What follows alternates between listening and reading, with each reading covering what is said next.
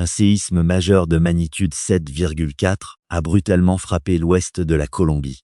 Cet événement sismique s'impose déjà comme l'un des plus puissants et des plus significatifs enregistrés dans la région au cours de la dernière décennie. Ressentie à 7h34 du matin, heure locale, la secousse principale s'est produite à une profondeur estimée entre 60 et 100 km sous la surface terrestre. L'épicentre a été localisé très exactement près de la petite localité de San José del Palmar, située dans le département très montagneux du Chocó, à environ 400 km à l'ouest de la capitale, Bogota. En raison de sa magnitude élevée et de l'énergie libérée lors de la rupture, les vibrations ont été perçues à travers une immense portion du territoire national colombien, mais également bien au-delà des frontières, jusqu'en Équateur et dans certaines régions du Venezuela.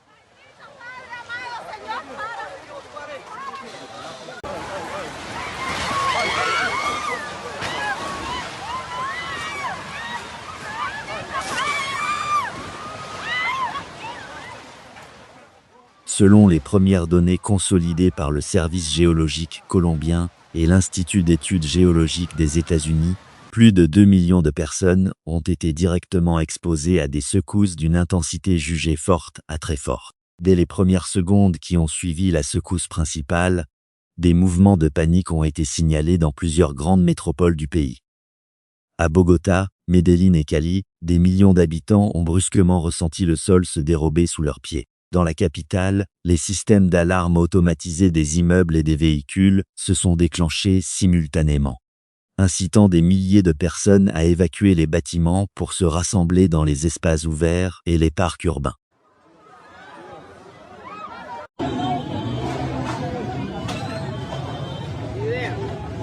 Parce, esto es una tragedia completamente acá en Cali, hermano.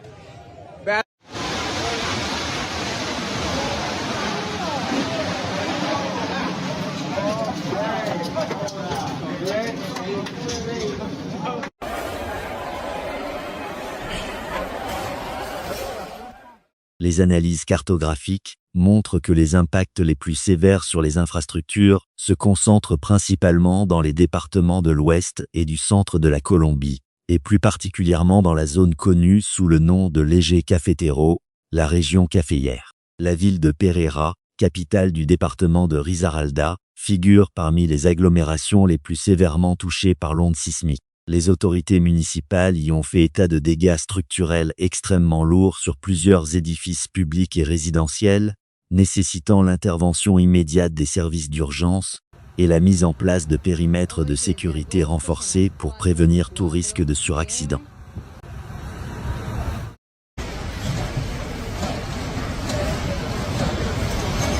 Ay Dios, ya por favor.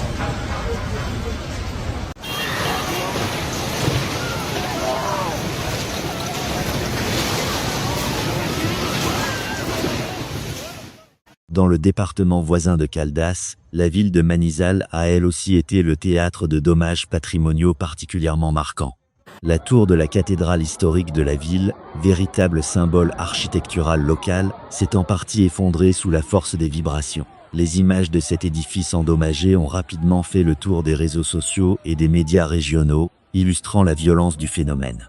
D'autres localités situées à proximité de la trajectoire de l'onde sismique, telles que Quibdó, Quinchía, Zarzal dans la vallée du Cauca, ou encore Tamésis dans le département d'Antioquia, ont toutes rapporté des désordres structurels majeurs allant de simples fissures traversantes sur les maçonneries jusqu'à la fragilisation critique de certains bâtiments anciens.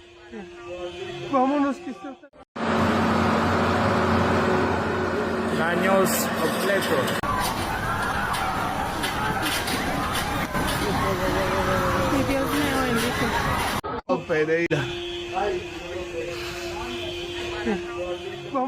Face à la rapidité de la crise, les opérations de recherche, de sécurisation et d'évaluation des dommages se sont immédiatement organisées à travers tout le pays. À Cali, troisième agglomération de Colombie avec près de 2 millions d'habitants, les services de secours ont déployé des équipes spécialisées dans les interventions en milieu urbain dégradé. Plusieurs structures de la ville présentent des signes de faiblesse préoccupants, poussant les municipalités à interdire temporairement l'accès à plusieurs quartiers pour effectuer des diagnostics techniques d'urgence. Des témoins situés sur place ont décrit d'imposants nuages de poussière, s'élevant au-dessus de certains secteurs de la ville au moment de la secousse initiale, sous l'effet du détachement de façades et d'éléments de maçonnerie.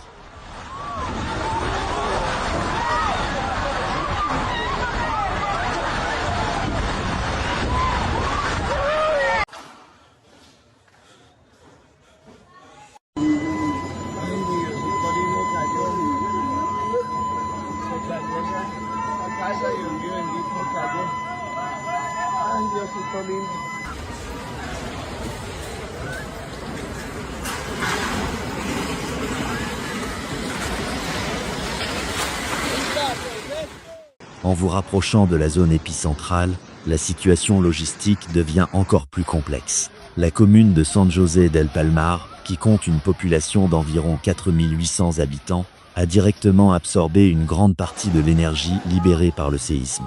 La gouverneure du département du Chocó a confirmé que la région faisait face à des perturbations massives sur ses réseaux de transport et de communication. La géographie escarpée de cette zone montagneuse et reculée complique fortement l'accès des véhicules de secours lourds, obligeant les autorités à organiser des rotations héliportées pour acheminer le matériel médical et les vivres de première nécessité. Protégenos, Dios. Ten misericordia, Dios mío. Ten misericordia.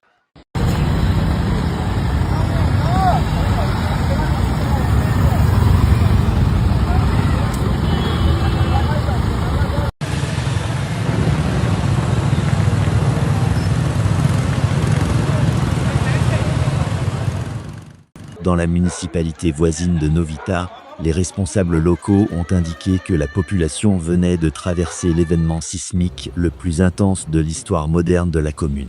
Le centre de santé local s'est rapidement retrouvé sollicité à sa capacité maximale pour prendre en charge les résidents sous le choc ou légèrement blessés lors des évacuations précipitées. L'église de la ville ainsi que plusieurs bâtiments administratifs ont subi des dégradations majeures, rendant leur utilisation temporairement impossible. Les autorités locales poursuivent le recensement des besoins prioritaires, tout en appelant les habitants à la plus grande prudence face à la fragilité résiduelle des maçonneries.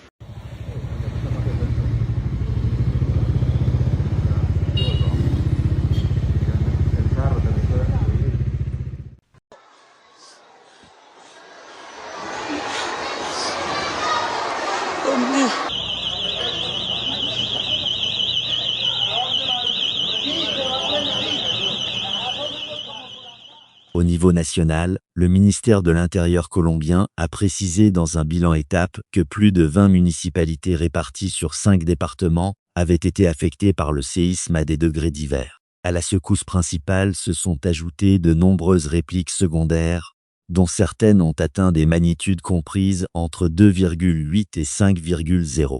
Bien que ces répliques soient techniquement normales dans le processus de rééquilibrage des contraintes tectoniques, elles entretiennent un sentiment d'inquiétude légitime au sein des populations et risquent d'aggraver l'état des bâtiments déjà fragilisés. Les organismes de gestion des catastrophes ont ainsi renouvelé leurs consignes de sécurité, demandant fermement aux citoyens de ne pas réintégrer leur logement sans l'aval préalable des experts du génie civil. Dios, Dios, Dios, Dios, ¿qué es esto, Dios mío?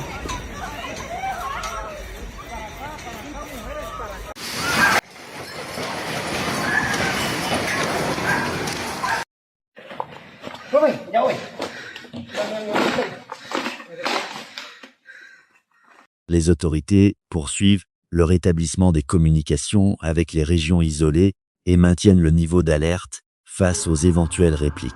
De plus, ils maintiennent leur dispositif de vigilance maximale pour les jours à venir, en portant une attention toute particulière à la gestion des répliques et au risque de glissement de terrain potentiellement déclenché par de futures pluies sur des sols déstabilisés. Nous continuerons de suivre l'évolution de la situation sanitaire et logistique dans les régions touchées. Merci d'avoir suivi cette analyse. N'hésitez pas à laisser un pouce bleu pour soutenir le travail de la chaîne. À très bientôt pour une prochaine vidéo.